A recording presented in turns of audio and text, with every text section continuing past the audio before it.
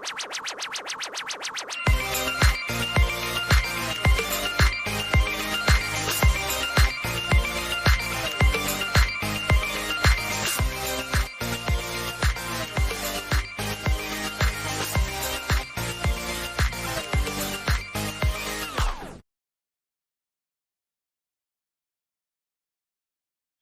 actually found some trivia, and I was going to spring some on you and Braden, and then it's just the two of us. Just the two of us. I'll still But play. no, I was like, it's interesting stuff. So if you want to jump right into it, we can go ahead. Hey, I'm ready when you are. As I say, for anybody that's just now leaping in, it's a Muppet Christmas Carol episode, and we're about to drive into some trivia here. And here's one for the deep, deep ones. It's like in the movie, Rizzo says that he's got brothers and sisters. Do you know how many? I'll take a ballpark figure if you can name it, because it was rather specific. I know it was like in the thousands, but I don't remember how many. No. It was. He said 1,274, and I was like, Yep. "Good God, his poor mother."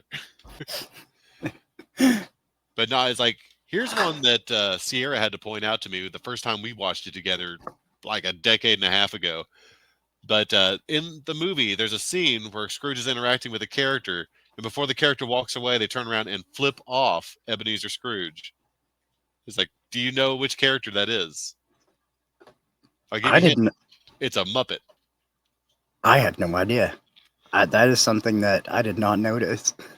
No, it's like, if you pay attention in the scene at the beginning where Bunsen and Beaker are interacting with Ebenezer, it's like before they walk out the door, Beaker totally turns around and gives, I guess, the middle of his three fingers. He just goes, me, flips, and then walks out the door. And never been watching this since it was in theaters, and I never caught that scene. Very, very observant of Sierra, because I never noticed that either. And it was funny because she just seemed to catch it on the first try, where it's just like, "Hey, did you catch that?" It's like, "What do you mean?" It's just like, Beaker just totally flipped him off. It was like, "What?" Rewound it. It's like me and the roommates are just sitting there like aghast, like, "Beaker, Okay, I'm gonna have to rewatch that part now.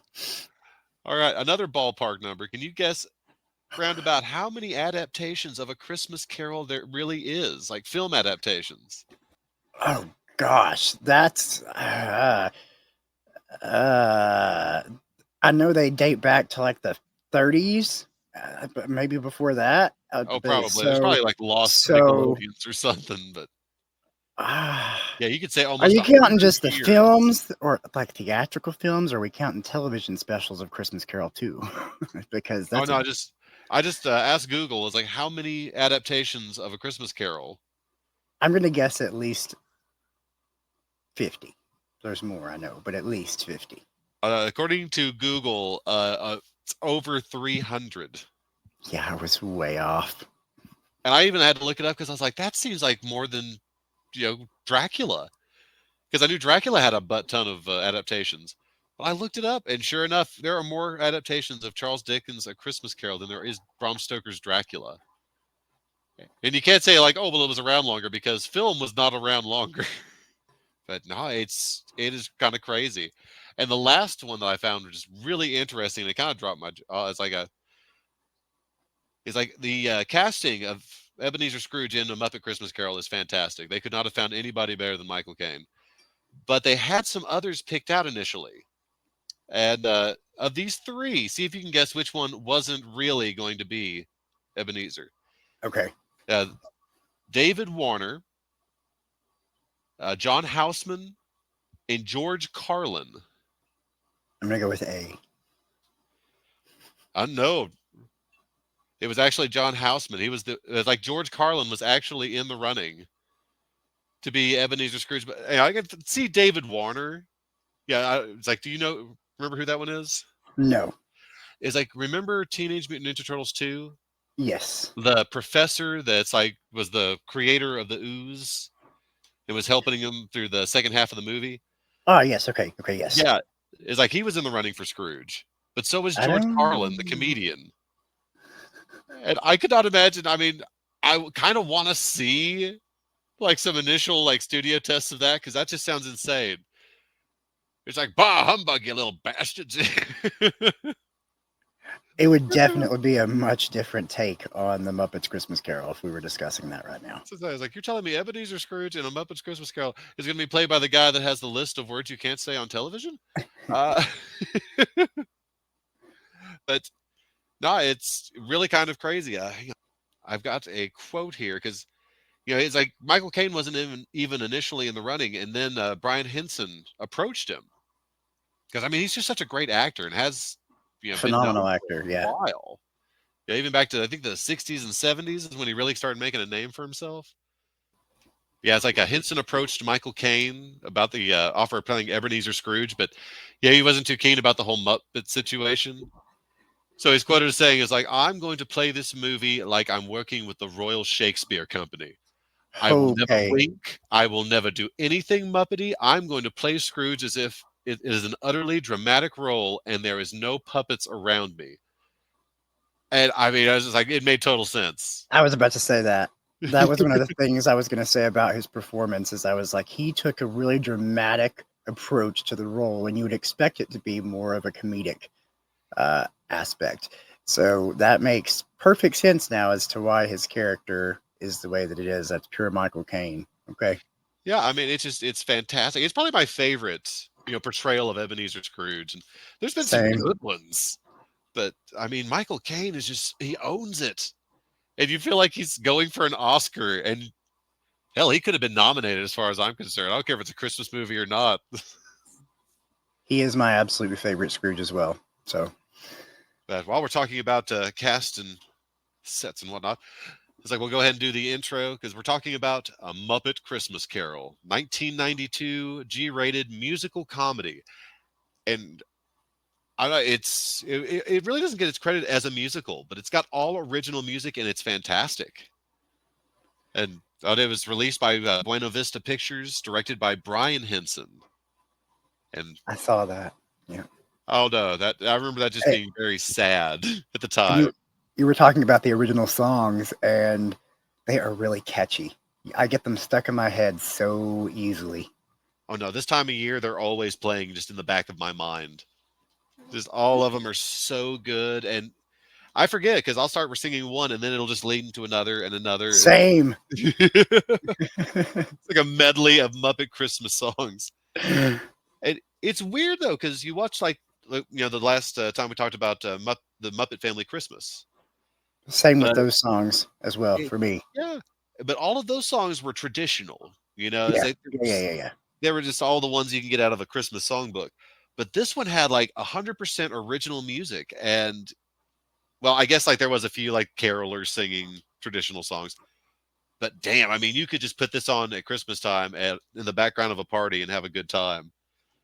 But getting back to even the cast, Michael Caine is Ebenezer Scrooge, and then you have your Muppet favorites, which it was kind of sad because Jim Henson was the voice of Kermit forever, like Yeah. since he came up with Kermit.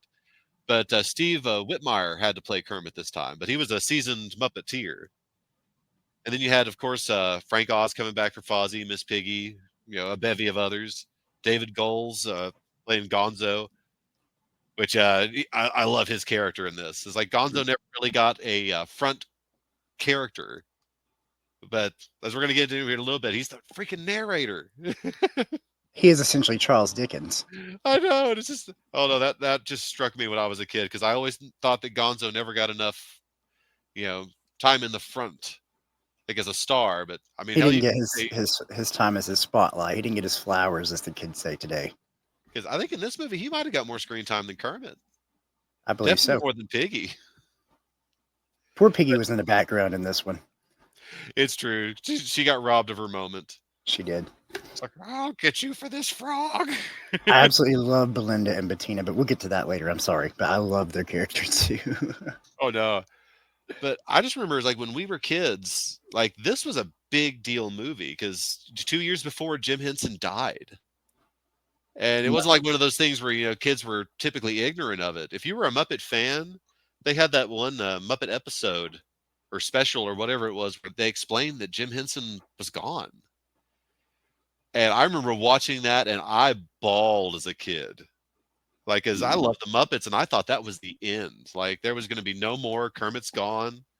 Because even at like 6 years old, I knew that Kermit the Frog was voiced by Jim Henson. It was like, oh my God, what are we going to do? Because I had, See, I wasn't. I mean, I loved the Muppets, but I was not as into the background of the Muppets as you were at the time. So when I watched A Muppet Christmas Carol, I don't think I even knew the difference in Kermit's voice. I didn't think it was. I mean, I didn't realize at the time.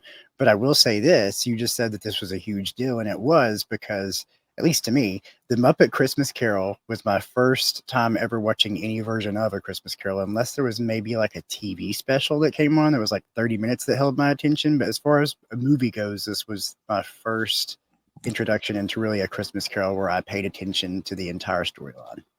no, it's true. I mean, this was like the big one. Because I remember like there were some parodies of it. The Flintstones did one. Trying to think of some of the others because it was almost like a cliche. Like every third Christmas special that a long running cartoon had to have a Christmas Carol. Looney Tunes did one where Bugs Bunny, played the role of the ghosts, and Yosemite Sam was Ebenezer Scrooge. But I don't know. It's like aside from parodies, but I mean Michael Caine in this one just took it to a serious ground that I'd never seen before in a Muppet anything. True story. But no, I was like, kind of tickled because I wasn't sure how this was launched initially, but apparently ABC came to Brian Henson and was like, "Hey, we'd like to do a Christmas Carol with the Muppets." And apparently he's just like, "Sure, let's start doing this." So they started working on a TV special, but it kept getting bigger and bigger to the point where it was going to be a full blown production. And Buena Vista, like ABC's parent company, Mm-hmm. is like, they're like, "Why don't we just make this a theatrical movie?" And then they just started really getting the ball rolling. And I mean, it really kind of took off with this thing. Just looks so regal. I mean, I've never remember never really seeing a Muppet movie like this, and I'd seen them all. Like the original Muppet movie, I thought was great, and the Great Muppet Caper was probably my favorite of the ones that come out of the '80s. It's true though. This was a very whimsical Muppet. They're all good, but this was a very whimsical Christmas Muppet movie. Oh no, and that's why every year I'm watching this thing, and it never gets old for me. It's like you figure 30 plus years of watching it at least once a year, and this week I watched it 3 times, and I still loved it. I watched it twice before I rewatched this week. And Braden, if you're out there listening, you need to watch this, Dago. I didn't realize that you'd forgotten most of this. It's like everybody needs to knuckle down, watch this, and enjoy it for what it is. Probably the best adaptation of a Charles Dickens novel. I know we kind of jokingly, or you kind of jokingly told him, just pretend we're talking about A Christmas Carol while you, what was it, threw in some Muppet names or name dropped. Name drops. But this is really when you can't phone in because even though it is a classic Christmas Carol, the Muppets take their own approach to it and put their own spin on it. And I think that's just what makes it so endearing. Just if you have any ounce of childlike wonder inside of you, it just tickles you so much with all these little jokes that are G and PG rated jokes, but I don't know, they speak to your inner child and make the second grader inside of you chuckle. It's true. But getting into the whole rewind report here is like the movie opens with a dedication to the great man himself, Mr. Jim Henson, and Richard Hunt. And I don't know, that's the voice of Scooter and a number of others, like in different, Muppet iteration, Fraggle Rock, Sesame Street, The Muppet Show. Oh no, it's kind of a sad dedication at the beginning of a fantastically whimsical movie. I'm glad But you explained who Richard Hunt was because some of our listeners may not know, and you actually educated me on that. So I'm, of course, a new Jim Henson, but yeah. oh no, it's like there's a lot of names where you're just like, oh, who was that? It's like, oh, he was in the background of everything you loved as a child. But as the dedication rolls away, it's like it's overture time because this movie is going to be littered with Henson Company ear candy that accompanies the cinematic feat. And we fly above the aged rooftops and chimneys of a time long past, establishing that we may be visiting the time of Victorian England or wherever the hell Christmas Carol was written. Like we pan past various Muppets doing a lot of Muppety things, just jokes and No, just all these great sight gags that you're like, Just they really thought out a lot of stuff to have in the background here. just living their best Muppet lives. I know, even in like during a time when everybody's probably pooping in the streets, and he's like, "Watch out now! Don't want to get the dysentery." But Hammer comes to rest right on the upper half of Muppet legends Gonzo the Weirdo and Rizzo the Rat, selling apples, duded out in the finest vintage tattered tails attire. And Gonzo introduces himself as Charles Dickens, who will be narrating this movie with a near prophet-like level of foresight. And just the Rizzo banter just that goes on between them in between all the scenes is just, I love it. Oh no, it's like all the sight gags and just like all the physical humor and all the stuff that Rizzo's willing to go through just because he's a little hungry. Yeah. Well, a little hungry might be selling it short. Rizzo is starved this entire movie. But it's like Gonzo introduces us to our main character, Mr. Ebenezer Scrooge, played in these scenes as a menacing, shadowy character whose face is not yet seen. And as he marches coldly past the inhabitants and business people of London, the Muppets of all makes and models sing us a song that gives us a skinny on Mr. Scrooge as he's seen in the eyes of the common man. It's a killer song. I absolutely love it. It's like, there goes Mr. Skinflint, there goes Mr. Mean. It's so catchy, like you said earlier. You can't help but sing them. It's like Rodgers and Hammerstein or something. Yeah, it's just a killer song that has all the no-name Muppets doing a Cockney accent and singing behind Scrooge's back as he walks down the street to his office. And as Scrooge reaches the office door, he turns and gives a hard look at the Muppet populace, causing them to disperse with a quickness like, and if the song didn't drive home that old Ebenezer was a heartless, soul-dead, detestable old penny pincher, then Scrooge himself drives the point home as he just kind of callously looks over his shoulder and goes, humbug. Except with more pathos, because I am no Michael Caine.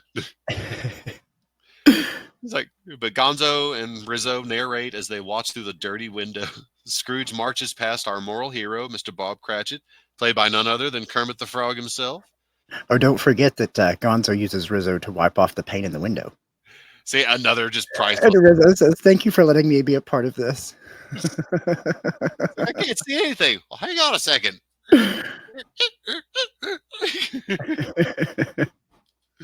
But it's like Bob right off the bat has to explain that there's a client in his office and proceeds to Scrooge literally throws the penniless Muppet Man out the door. As he says, "Thank you, Mr. Scrooge." Then the rest of the staff of Marley and Scrooge is comprised entirely of rats who seem to look to Kermit as kind of a management go-between. And they beg for the most minuscule of job perks, like, above freezing cold work environments and a livable wage and such as that. But they get the right to work speech, which gets kind of a heartbreakingly hilarious result. Yeah, because they say that they're freezing and they ask for more coal, and then when he says something about how would they like to be fired, and then they're all in the luau gear and they're just they're doing a Hawaiian dance. And like, ooh, it's a tropic. It's so warm in here. Oh no, it's like there are times like in the middle of winter when it's so freezing in my department. I'm talking. This is our island in the sun. Oi, this is our island. Oh no, it's just like all the just little pop-up 5-second gags, which shows that Jim Henson and the Henson Company was doing this stuff way before Seth MacFarlane was. True. It's like all we need is little 10-second gags we can throw away that make no sense almost. After the Hawaiian luau in the middle of Scrooge's company, it's like Scrooge's nephew Fred arrives, and Gonzo and Rizzo ninja in to find that the indoor temperature isn't much better than on Scrooge's dime than the outdoor temperature. But nephew Fred tries to get Uncle Ebenezer to come to Christmas dinner and meet his soon-to-be niece-in-law. But old Scroogey can't help but grumble and moan about Christmas is nonsense and marriage is humbug. And just basically being an old curmudgeon. It's like there is no love and there ain't no Christmas. But luckily, Fred and Kermit have enough Christmas cheer to keep the spirits high until Bunsen Honeydew and his assistant Beaker, it's like pop up as charity workers looking for donations around the Christmas time. And in jest, nephew leads the pair into believing Scrooge has a heart of gold, which the old miser shuts down really quick by letting them know that, in his opinion, if the houses aren't good enough for the poor, they can shuffle off and jump in the Thames. And on this note, Bunsen and Beaker dip just in time for Bean the Bunny to pop up as a little homeless caroler and get beamed with a Christmas wreath by Scrooge for his troubles. Now, I just got to stop here because I want to talk about Bean the Bunny for a minute. Because in retrospect, like this might be the first time I really remember Bean popping up. Same. He became a regular thing because I remember he was in like the last season of the Muppet Babies, which I thought was kind of weak sauce. Because like, why do we need to introduce new characters? I mean, is there something ethnically diverse about having a bunny character in the background? And I don't know. It's like I remember he was on the '90s Muppet Show that was only on for like a season, but I just did not like Bean the Bunny at all. But I feel so bad for Bean the Bunny in this movie that I can't help but love him. Oh no. I also like that there was a scene where during all of this commotion, Gonzo is holding up Rizzo, and he's using him to kind of try to fan the flames of the stove to warm the fire. Just like pumping his legs and causing. Yeah, it was like that physical prop comedy you were talking about. Oh no, and that's just like the whole time in the background, stuff like this happens. And it just, I don't know. That's what's magical about just the Henson stuff. Because if you're not a kid that's not really getting the plot, you can still enjoy just the stuff going on in the background. That's just only lasts for a fleeting moment, but is so, I don't know, it sticks with you. It's like that slap comedy. Yeah, it's hilarious. It's hilarious. But this is all montage character development to let you know the type of person that you can expect from Ebenezer Scrooge. No nonsense, no charity, and no shits given. Like Michael Caine is amazingly and astonishingly cold.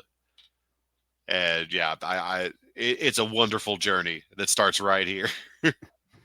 But Kermit, with a timid tide of co-workers behind him, approached Scrooge about it being closing time, and sneak in a little hint drop about tomorrow being Christmas, and if they worked for any other company in the world, they would have the next day next day off. And after a lot of offhanded comments and scowling, Scrooge relents, giving his staff the holiday off. It's like, it's a poor excuse to pick a man's pocket every December 25th. Which I was just like, okay, if you want to work on Christmas, like no guff, but I don't think a company should make anybody work on Christmas. Well, it's also sad that the way that Kermit convinces him is by telling him it would be wasting coal for the fire because no other businesses would be open for him to deal with. That's what I'm saying. It's like, it's such a wonderfully offhanded thing. It's like, you're the only guy that's going to make us do this. You'll have no one to get money from. Don't be a douche. Come on. But after Scrooge leaves Kermit and the gang, they jump into closing the shop in a handy-dandy Muppet montage just full of just wonderful sight gags of them. I like the one where they're putting out the stove fire, that the guy's taking a sauna from the steam. He's like, it's so great. Yeah. It's like everybody that was like miserable in that exact same temperature and like environment just a minute ago is like, hey, everybody, we're going to get the day off tomorrow. Let's do this. And that's when you get one of the best songs. Like, I have been singing this in the back of my head for like days now. It's Only One More Sleep Till Christmas. For Christmas, yep. It is the soundtrack to Kermit walking home and a wonderful Yuletime shenanigans that he encounters along the way. And it's just Muppet side gags and puppeteering magic at its finest. Like the ice skating penguins and Kermit joining in. It's like, I watch that now and I'm like, how the hell did they do that? Movie magic. I'm telling you, and I bet they didn't use CGI either. Practical puppet effects. But you couldn't expect less from the Henson Company. It's impossible not to cry when you see Bean the Bunny freezing in the gutter as this song closes out. Because initially you're just like, oh, it's like, that's so fun and jovial. It's like, oh, Bean's in the gutter. He's cold and hungry because Scrooge wouldn't give him a sandwich. It's like Scrooge doesn't get a happy-go-lucky soundtrack at all. No, Scrooge gets a gonzo narration that is unusually dark and spooky for a Muppet movie. Yeah, the Dark Crystal maybe, but not a straight up and down Muppet movie. And the door knocker turns into the ghost of one of the Marley brothers. I can't remember if it's Statler or Waldorf, but I can't Like, either, but yeah. yeah, it's like the doorknob like morphs into a face, and it gets a humbug for its troubles. Yeah, it's like this doesn't stop Scrooge from searching the house and pouncing on his best dressing gown. You see, Gonzo and Rizzo try their best to keep up with Scrooge as they move throughout the house, and all while staying on the outside looking in, which also has just fantastic gags about where they're trying to get through the gate or over the gate. And see, Scrooge prepares for bed at, when he's, but he starts to hear a ruckus, like while he's eating supper. And after some supernatural chicanery, Statler and Waldorf pop up playing the Marley Brothers, who begin to do a little ghostly song and dance of spectral chains and lockboxes hang and dangle from around the ceiling, which is Just another great freaking song. it is Marley and Marley. Ooh, but just before that, when the fog is coming up the stairs and that music, that really intense music is playing, as a child, that was actually a scary moment for me until the Marley Brothers actually appear. Oh yeah, because we're just getting over like the Halloween season when this movie came out, so we're watching it and we're like, "Oh crap, is it about to turn into a haunted house movie?" And all of a sudden, there's just pale white Statler and Waldorf just kind of dances like you said, we're Marley and Marley, we're wearing locks and Ooh. chains, and they start talking about like that was like, remember when we foreclosed on the orphanage? All those little kids standing out in the snow with their frostbitten Frostbitten teddy teddy bear. bears. Yeah, And I was like, damn, that's dark. it really is. It really is. But after a little song and dance, the Marleys warn their old business partner to give up his greedy ways and that he is going to have to hang out with a trio of ghosts that are really going to drive the point home to him.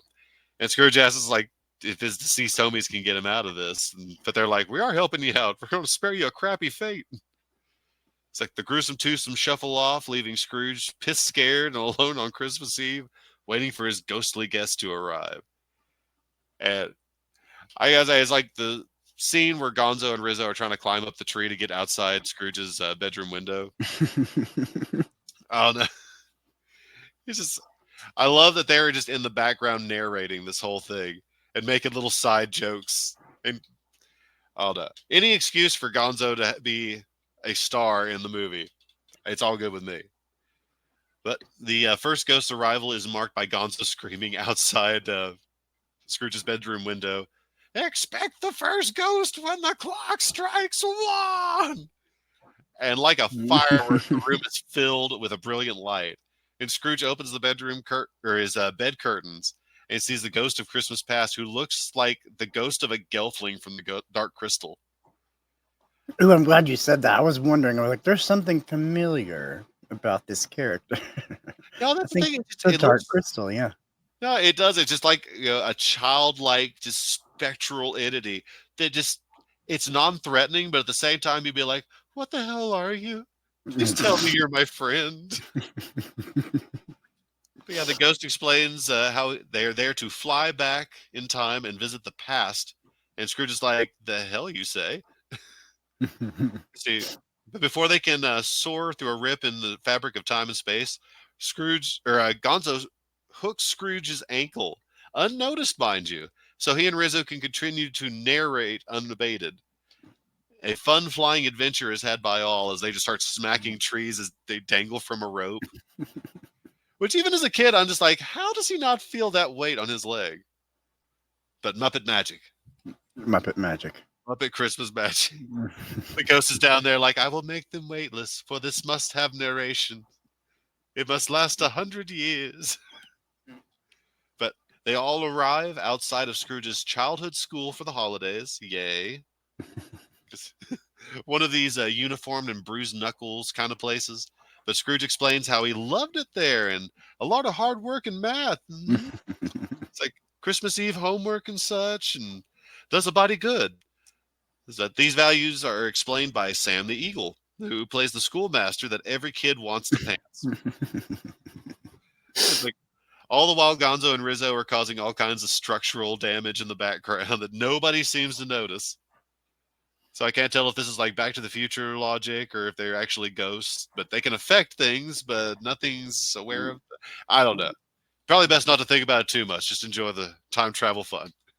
Also, I love how Scrooge here was the only student who didn't go home for the holidays because he said that it was the best time to get ahead and get work done. And he was, what, 8 years old, maybe, at the Something time. like that. He was a young kid. And what blows my Good mind is work ethic. he's got a nephew named Fred. He's got siblings. So where's the rest of his family? Why is no one coming to pick him up? In a classic Christmas Carol, his sister had passed away, I'm Fred's just mother, saying, it's right? like I can't even remember. Like, but hell, if she hadn't passed away when they were kids, surely somebody was taking these kids home for Christmas. Fred was full of freaking Christmas cheer.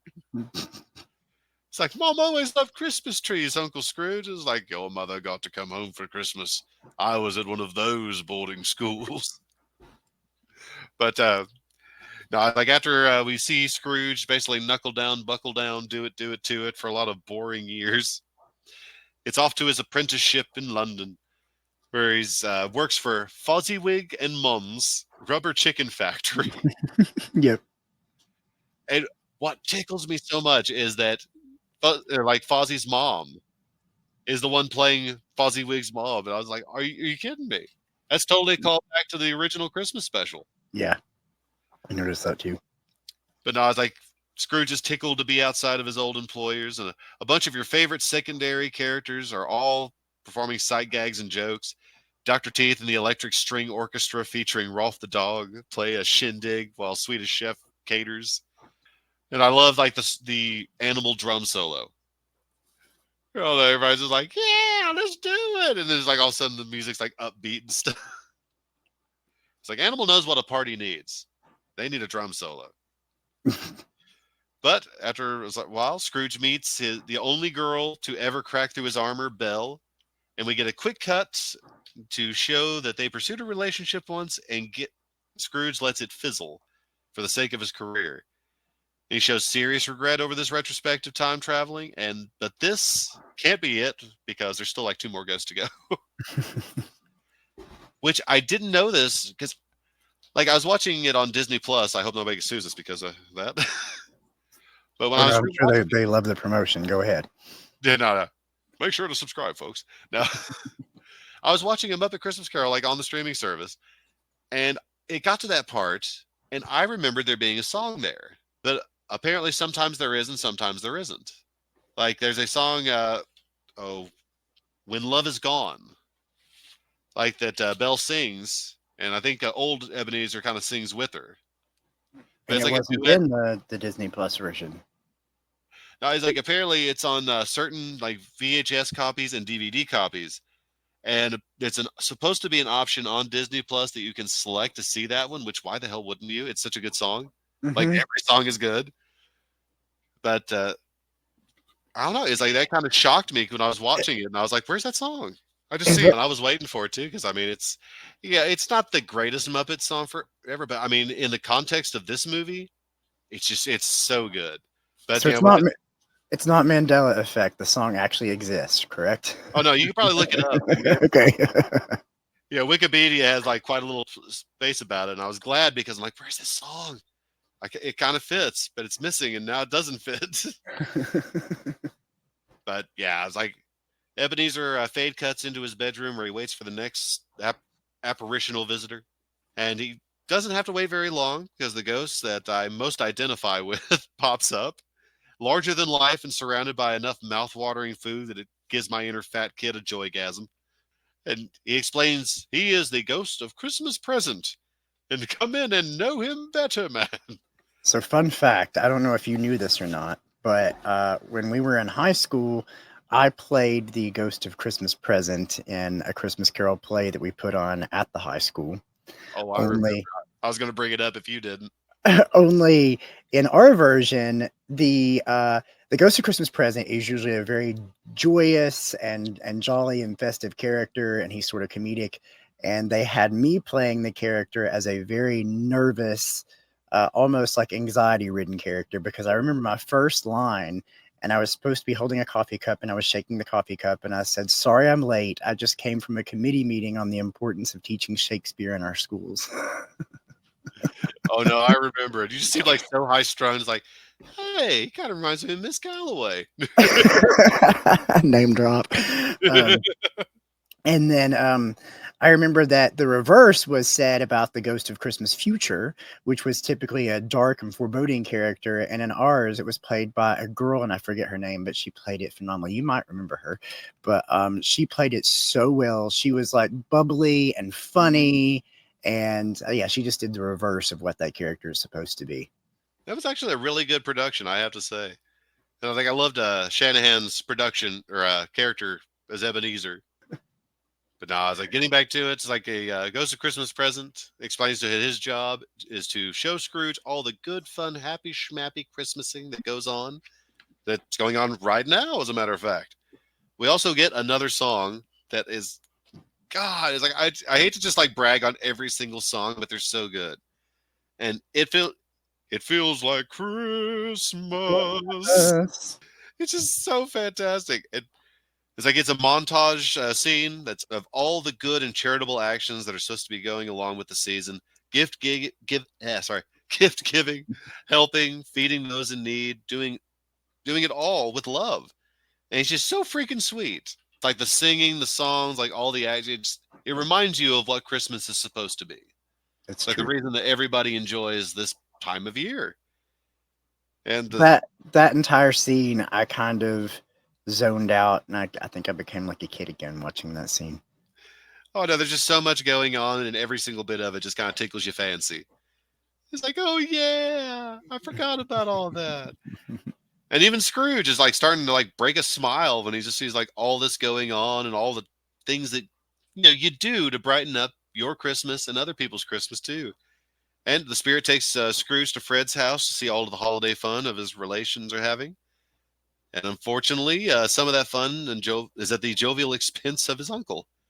It was like Ebenezer gets a little pissy at this when they start cracking jokes about him and how he's always too frumpy at Christmas time. And at this request, the ghost takes Scrooge away. Because I mean, they just like playing charade or what was it, like 20 questions. Yeah. It's like, oh, it's not a slime ball, it's not a snot rag, it's not a piece of crap. It must be Ebenezer Scrooge. I actually felt sorry for Scrooge's character in that moment because Michael Caine, again, such a perfect actor. You can tell by his body language and his facial expressions that that joke truly it really hurt his feelings. Well, it did, because it's like, oh no, Fred loves me because he's always coming in and kissing my butt, especially at Christmas. And then he just finds out, it's like, oh no, it's like, because I'm just an old curmudgeon. It's just that moment for me though where I'm like, "Oh wow, the man has feelings. He is a I human know. being." Just like hit him right in the feels, and he's like, can we go somewhere else? I don't like it here anymore. Here is where we get to meet the rest of the Cratchit Here we clan. go. See, comprising Miss Piggy as Mrs. Cratchit. And there's also a bunch of frog and pig kids that makes me feel a little uncomfortable trying to explain the genetics of. So we're just going to move right past Thank you. I was thinking the same thing. that. But Scrooge marvels at the meek living conditions that still seem to exude love and warmth in spite of all the starvation and poverty and junk. The heartwarming only goes up as Kermit and little gimpy Tiny Tim, played by Uh-huh. Kermit's nephew Robin, arrives at the home from church, and the family gathers around for a family meal as Scrooge inquires the spirit about Tiny Tim, and the news is not optimistic to say the least. Oh no! It's like anytime he gets to that part where they ask the ghost, like, what's going to happen to Tiny Tim?" Is like, I can't see the future, but I see bad things for that little guy. Oh, it's like the one thing that just kind of shrinks Scrooge. Is like, perhaps my starving of Bob Cratchit and his family might be attributing to this. Yeah, Scrooge already feels like a heel for starving his employees down, and then Mr. Cratchit asks a blessing on the old bastard for founding the feast.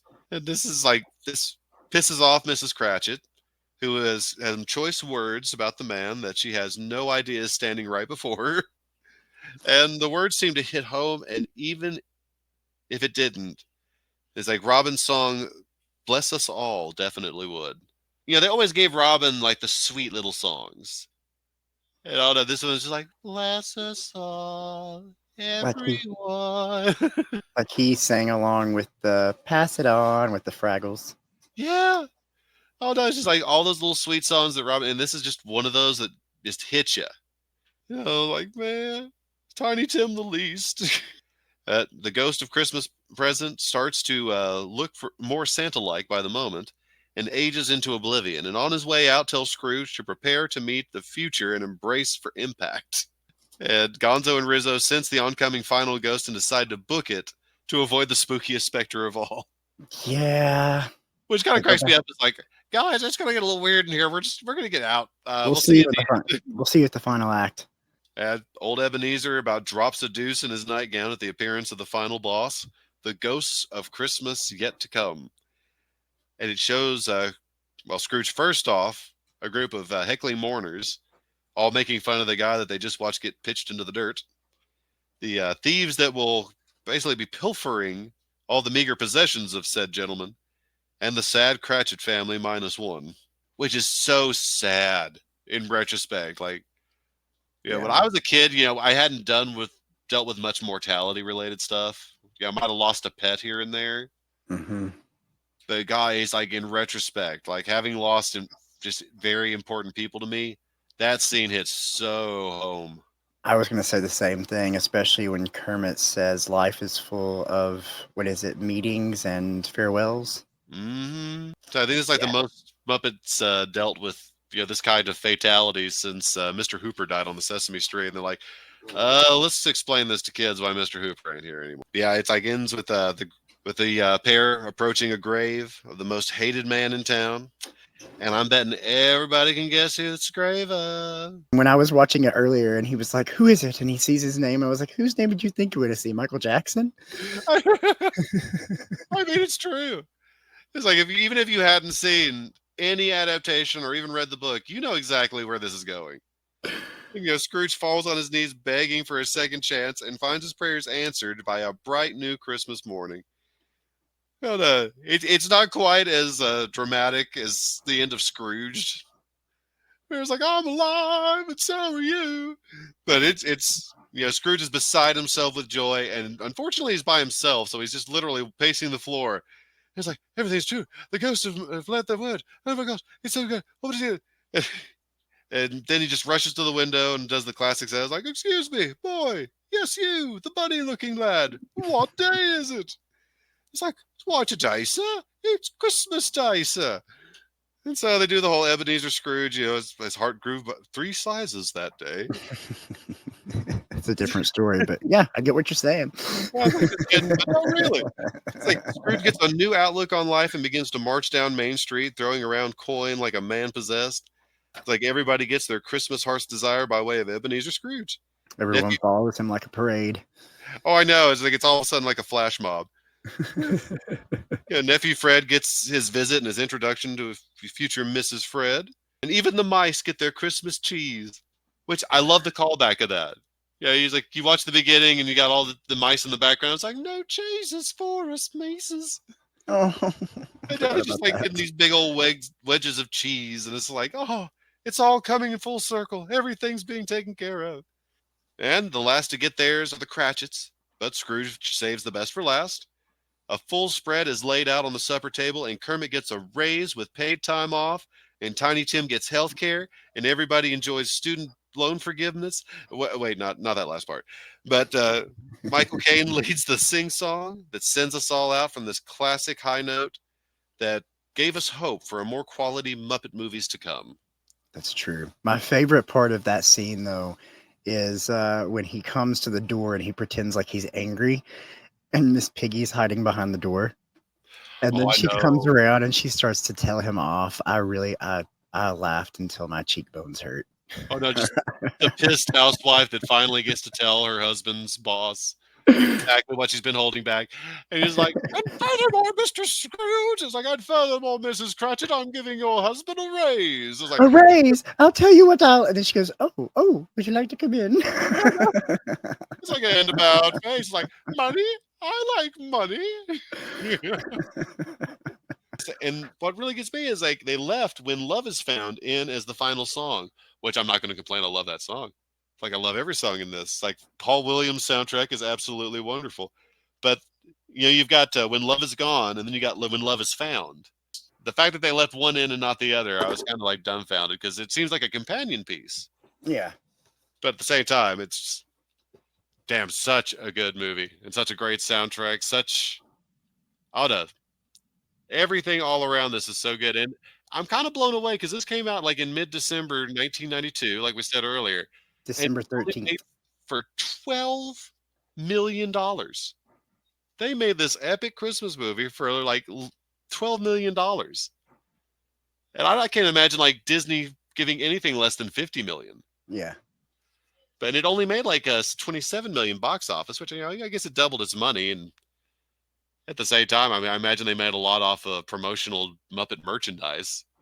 Oh yeah, and all the sales of the VHSs when it came out in the 90s, and then the conversions to DVD, Oh and yeah, I'm no, I'm sure sure the residual. streaming, they're still making some money off the streaming too.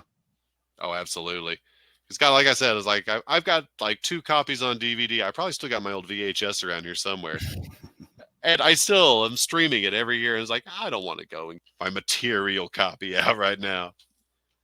Same. I've got DVDs right next to the TV, and I don't want to go through the trouble. I'm like, it's on a streaming site. I'm paying for it. I'll just go ahead and play it there. I gotta have to walk across the room for that. It's like all this Uh, festive stuff is right at my fingertips in the remote control. Things we dreamed of as 90s children. But now I was like, one thing that I think might have hurt the numbers on this thing might have been it came out the same time as Home Alone 2 Yeah, and Aladdin. which I think we saw both of those in theaters, I'm fairly confident. Yeah, it's true. It's like, I mean, they were such good movies. And I mean, that's the thing is like, if you've got Home Alone 2 and Muppet Christmas Carol coming out in the same holiday season, I know we were both there for both. But I mean, that's competition. Yeah, because some people can't go out and see 2 Christmas movies in the same month. Plus, we were like, what, maybe 8 to 10 years old at the time. So, Yeah, I think I might have just been a hair past 9 at the time. yeah, we probably related more to Macaulay Culkin. We were so obsessed with Home Alone and Home Alone 2. I remember the obsession greatly. Oh, I know. But it's like my mom knew that I had been a Muppet fan since like the day I was born. Yeah, It's like I that's said, true. like my 3 favorite things from our childhood was probably Ghostbusters, Ninja Turtles, and Muppets. I would throw Universal Monsters in there as your fourth thing, but yeah. Oh yeah, no, I mean I was drawn to it too, but child-related stuff that my mom could approve of. It's so good, and yeah, if anybody out there has not seen it and has enjoyed this little summary, it's like we're not doing it justice. It is 1,000 times better than I could ever give it credit for. And if you guys have enjoyed the episode with me, Michael, and Nate Lane, we're really excited because we're doing our 90s Christmas special, our not very 90s podcast Christmas special. Woo! If I can get it out. I thought I had it. And we are looking for, like we said, your favorite Christmas traditions, toys that you got growing up, just your Christmas memories from the 90s. We've already got a couple of them thanks to Nate. And you guys out there, just so you know, you are going to get something for your trouble. We've got something coming in. We're just waiting, probably right at Christmas Eve, like Nate says, waiting for the Amazon package. When come on. But you will get something for your trouble. I'll give it to Nate and make sure Nate gets it to you. And anybody else out there who wants to drop us a voice memo, you can send it to our email address, the 90srewindreport@gmail.com. Nate, would you like to send us out, sir? Sure.